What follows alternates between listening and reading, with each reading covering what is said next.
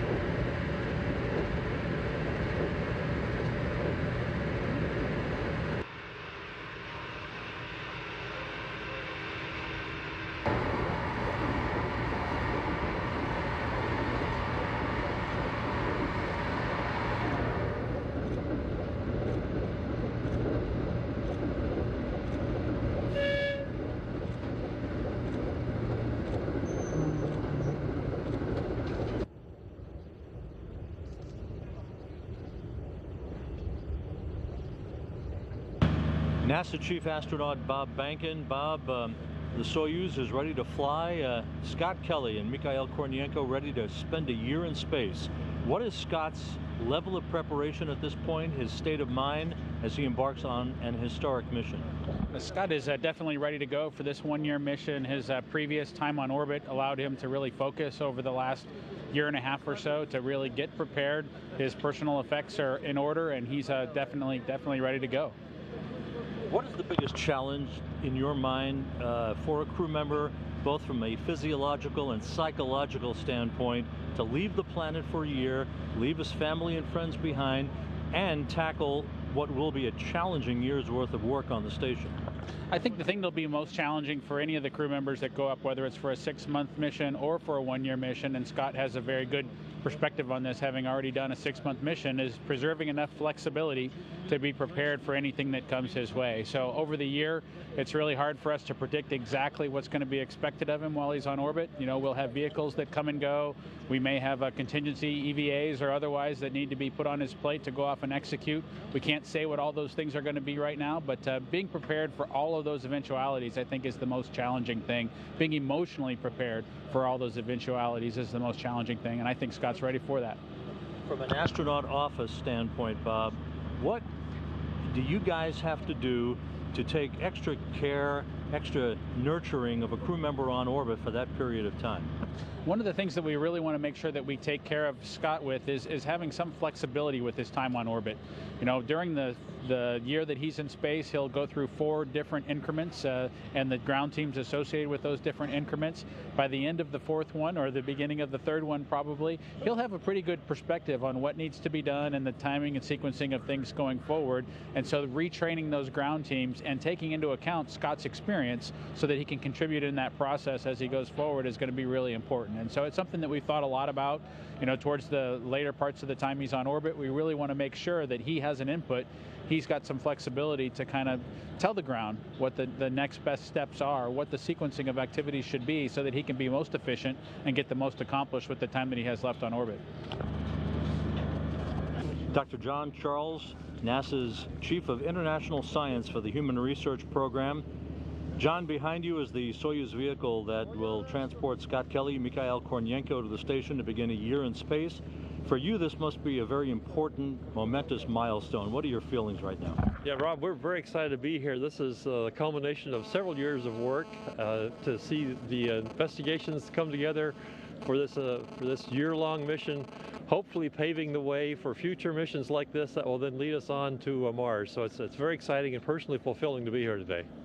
What are the things that you as a science team will be looking at from week to week, month to month as this year unfolds? We'll be evaluating how the human body changes by measuring Scott and Mikhail's parameters on a fairly regular basis, looking primarily for differences between the 1-year mission and 6-month missions previously that constitute a large database. With this knowledge of what changes, we'll know what to focus on for future missions to be sure we're prepared for long-duration missions off to Mars.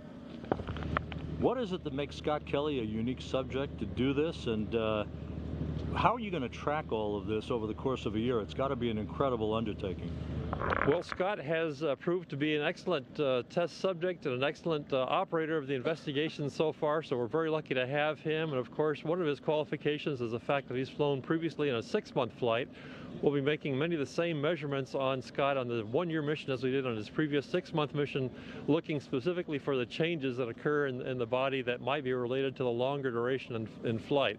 But his personal enthusiasm and his dedication to the work has really made him an exemplary subject in this case.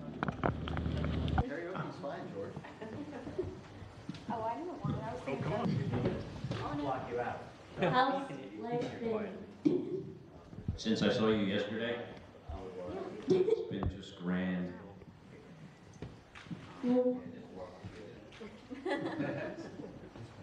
Where's Alex?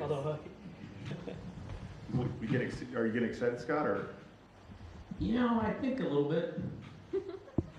You know, there's a lot of things have to happen between today and Friday.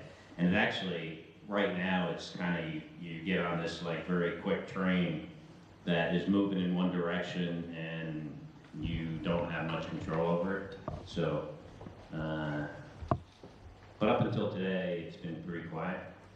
So like right after this, and tomorrow there's like press conference, a state commission, this movie that we watched, it's White Sun in the Desert. It's a, you know, a movie that the Russians have been watching for years. It's a tradition. We watch that.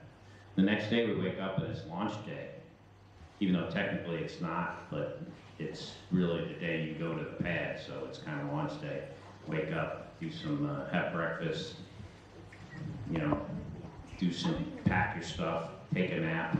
We're actually gonna go to the sauna, like, right before we, Really? sit in the banyo for a little bit, a while. Yeah. very refreshing. Cold water, one last dip in a bathtub, in this case it'll be ice cold. So it's, it'll be interesting.